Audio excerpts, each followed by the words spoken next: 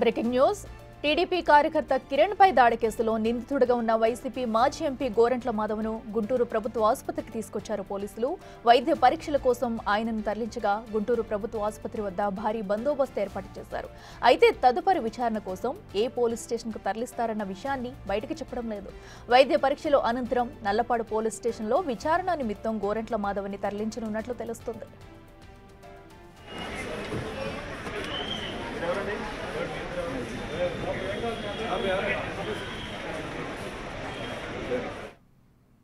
ఇదే అంశానికి సంబంధించి మరింత సమాచారం మా ప్రతినిధి శివ అందిస్తారు. శివ, చెప్పండి. ఇప్పటికే అటు వైద్య పరీక్షల నిమిత్తం కూడా గోరంట్ల మాధవ్ను హాస్పిటల్కి తీసుకెళ్లినట్లు తెలుస్తుంది. మరి అనంతరం కూడా ఏ పోలీస్ స్టేషన్కి తీసుకెళ్లనున్నారు ఏంటి అనేది అప్డేట్ ఏమైనా వచ్చిందా?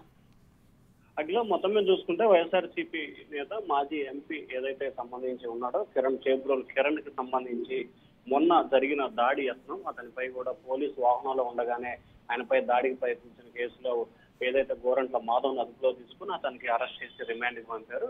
అతన్ని ప్రస్తుతం అనంతపురం సబ్ జైల్లో ఉన్నారు. అతనిని 2 రోజుల పాటు ఎందుకు దాడి చేయాల్సిన పరిస్థితి ఏర్పడింది, పోలీసు వాహనంలో ఉన్న సమయంలో దాడి చేయాల్సిన అవసరం ఏంటి, దీంట్లో వేరే కారణం ఏదన్నా ఉందా, కుట్రకోణం ఇంకా ఏమన్నా ఉందా, లేకపోతే కాకతాళీయంగా జరిగిందా, లేకపోతే ఎవరి పోద్బలంతో జరిగింది అనే దానికి సంబంధించి కూడా 5 రోజుల పాటు కస్టడీకి ఇవ్వాలని చెప్పి కూడా 2 రోజుల క్రితం జిల్లా కోర్టులో పిటిషన్ దాఖలు చేశారు నగరంపాలెం పోలీసులు.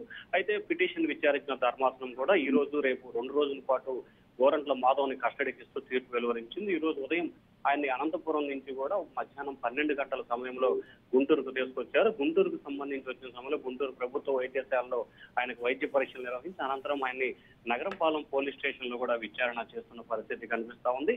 ఈ రోజు రేపు 2 రోజుల పాటు కూడా గోరంట్ల మాధవ్ని చేబ్రోలు కిరణ్ ఏదైతే ఐటీడీపీ కార్యకర్త చేబ్రోలు కిరణ్ పై దాడికి పాల్పడ్డ ఘటనకి సంబంధించి కూడా, అలాగే పోలీసుల విధులకు ఆటం కలిగించిన అంశానికి 2 అంశాలకు సంబంధించి కూడా గోరంట్ల మాధవ్ని పోలీసులు 2 రోజుల పాటు విచారించబోతా ఉన్నారు. అఖిల, అయితే శివ, మనం చూస్తున్నాం తర్వాత కూడా అటు ఏ పోలీస్ స్టేషన్కి తరలిస్తారో దానిపై సస్పెన్స్ అయితే కొనసాగుతుంది. అంటే ఎందుకు ఎవరైనా అటు వైసీపీ నేతలు ఏమన్నా అక్కడికి చేరుకుని ఏమన్నా గొడవ చేసే ఛాన్స్ ఏమన్నా ఉంది, దానివల్లే ఇటు ఇలా సస్పెన్స్గా ఉంచుతున్నారు అనుకోవచ్చా?